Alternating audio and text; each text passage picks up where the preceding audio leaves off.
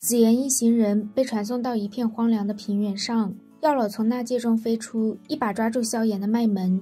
摘心老鬼，好狠的手段！萧炎体内的筋脉尽碎，骨骼断了将近70%。见药老满脸杀意，风尊者让他先冷静点，现下最要紧的事不是找魂殿报仇，而是先救萧炎。药老小心翼翼地探查萧炎体内的状态，许久之后，他猛地睁开双眼，萧炎的情况比他想象中要好一些。摘心老鬼那一掌本该断绝萧炎所有的生机，但却被萧炎生生扛了下来，再加上一火护住了他的心脉，因此并不算真正的致命。更何况萧炎体内的3000焰炎火也正在修复他受损的身体。3000焰炎火号称不死火，只要它不灭，萧炎体内的伤势便会被修复。3000焰炎火需要吸收星辰之力，他们需要为萧炎找一处心力旺盛的地方，加速修复。风尊者一愣，而后笑着说：“去星陨阁吧。”星陨阁建立的地方本就是一块天外陨石，即便历经了无数岁月，其中的星辰之力依旧凝而不散，可以说是最适合萧炎疗伤的地方了。风尊者有些担心萧炎受这么重的伤会对他日后修炼造成影响，药老摇头笑着让他们不用担心。萧炎如今的身体几乎已经破到不能再破，这正是破而后立的绝好时机。风尊者在萧炎体内感应到阴阳玄龙丹的能量后，顿时一脸的激动。萧炎这次的伤势比他当年还重，想必定然能将阴阳玄龙丹的药力完全激活，甚至说不定还能因祸得福，一举突破到斗尊。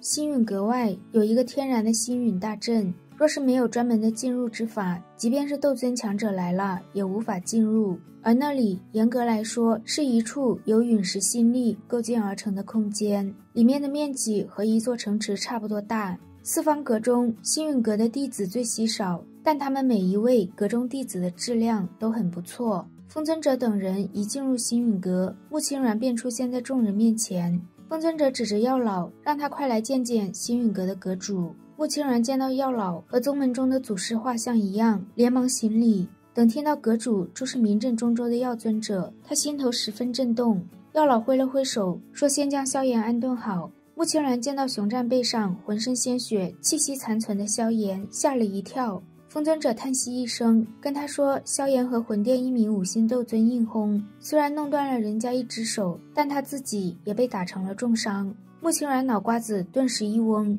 他目瞪口呆地望着敢和斗尊强者交手的萧炎。片刻后，脑袋依旧有些浑浑噩噩的穆青鸾带着他们登上山峰，在将小医仙等人安顿下来后，他才从震撼中清醒过来。他的心头泛起一抹古怪的念头，若是凤青儿如今再遇见萧炎，不知道会是何等精彩的表情。药老和风尊者背着萧炎直奔后山，一座做工粗糙、漆黑的石塔出现，这里刚好是天外陨石心力汇聚之点，也是心力最鼎盛的地方。石塔顶层上面有一方黑色的石台，萧炎的身体刚躺上石台，一股浓郁的星芒便从石台内弥漫，而后源源不断地汇聚进萧炎身体中。紫褐色的火焰化为火罩，将萧炎的身体尽数包裹。药老心中顿时松了口气，如今有了足够的星辰之力，萧炎的伤势总会痊愈。随着药老两人离开，这里变得寂静无声。火焰中的萧炎如同浴火的凤凰一般，等待着涅槃重生的那一刹。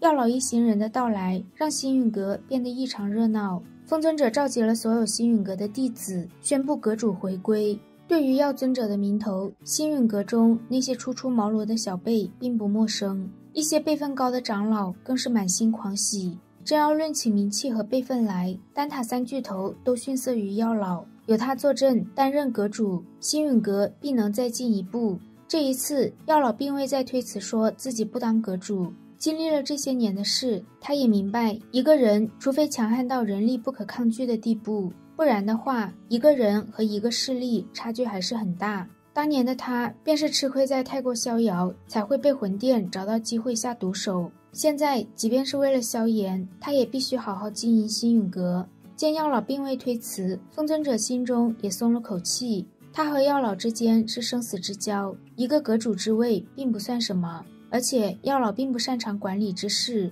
到时候怕还是得他来头疼那些琐事。因为担心魂殿报复打扰到萧炎疗伤，风尊者和药老闭守山门，一切都等萧炎苏醒过来再说。很快就过去了3个月，石塔中的萧炎依旧没有苏醒的迹象，但他原本苍白的毫无血色的脸已经逐渐红润，苏醒也只是时间的问题。这段时间，风尊者极力邀请小医仙等人做星陨阁的客卿长老，有萧炎的关系在，小医仙自不会拒绝。天火尊者想着自己反正也无处可去，便也同意了。紫妍出于好玩，不仅自己同意了，还胁迫熊战一起做长老。此时的加玛帝国中，美杜莎靠窗而立，一脸担心地望着窗外的月亮。已经过去5、6年了，萧炎答应了自己会回来，却至今毫无音讯。一道稚嫩的声音在他身后响起，喊着娘亲。美杜莎立马浮现一脸笑容，看向身后的小女孩。这个小女孩就是萧炎和美杜莎的孩子潇潇。潇潇的长相极为精致，她肩膀上盘旋着一条七彩吞天蟒，整个人凌空虚踏，睁着大眼睛，分外调皮地看向美杜莎。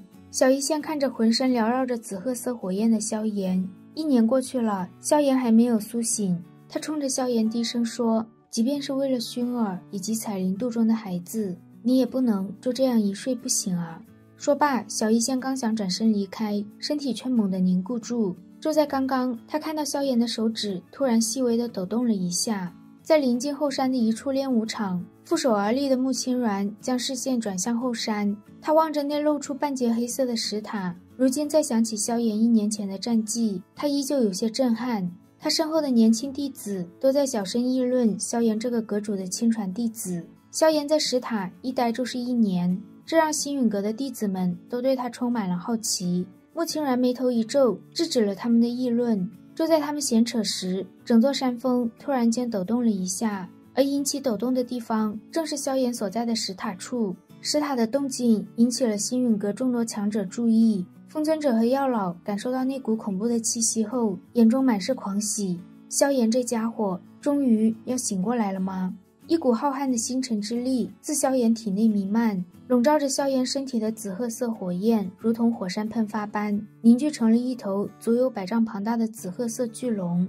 巨龙仰天一声龙吟，一道将近100丈庞大的星辰光柱自外界的夜空汇聚而来，尽数落在巨龙身体上，光芒四射。巨龙的额头处，一道消瘦的身影缓缓浮现，感受到萧炎体内弥漫着的属于斗尊的气息，穆青鸾瞬间变得目瞪口呆。山峰上的弟子们也都十分震惊，这是他们第一次遇见如此年轻的斗尊强者。穆青鸾恢复冷静后，心头颇为复杂。要知道，当初初见时，萧炎的等级比他还要略微低一些，这才短短2、3年的时间，他就以一种恐怖的速度飙升到了斗尊，这让他第一次对自己的修炼天赋感到怀疑。跟这种变态比起来，他还能算是天才吗？